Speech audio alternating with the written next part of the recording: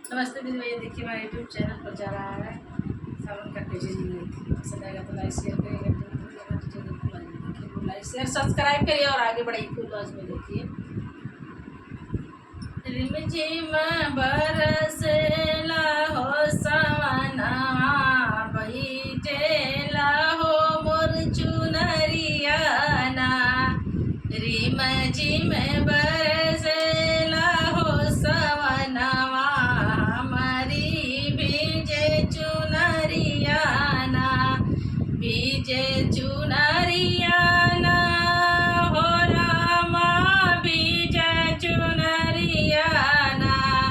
रिमझिम बरसेला हो सवनवा, हमारी भीजे चुनरियाना। रिमझिम बरसेला हो सवनवा, रिमझिम भीजे चुनरियाना। चम चम चमकेला हो बिजुरिया, चम चम चमकेला हो बिजुलिया।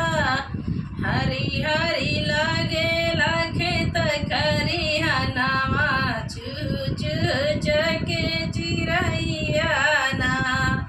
हरा भरा लगे हो खेत खरिहनवा, चह चह चके चिरैयाना।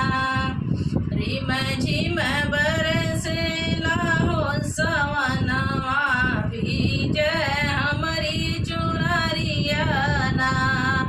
रिमझिम बरसेला हो सवनवा, भीजे हमारी चुनरियाना।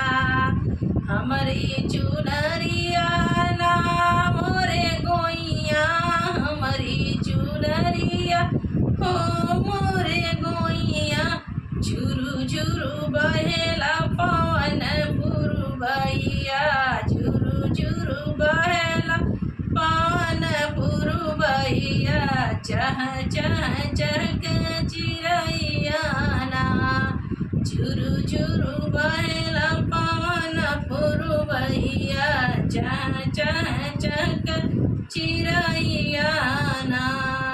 चिरैयाना हो राम चिरैयाना, चह चह चहक चिरैयाना। आई गैल सावन के दिनवा, मन मोर नाही मनेला ना। आई गैल सावनवा दिनवा, मन मोरे नाही मनेला ना। नाही मनेला ना हो सवरिया, नाही मनेला न हो सवरिया। खेले जैबो कजरियाना, खेले जैबो कजरियाना। गईबो सावन के हो कजरिया, जय गईबो सावन के हो कजरिया। हम ही झुलबो झूलनवाना, हम ही झुलबो झूलनवा।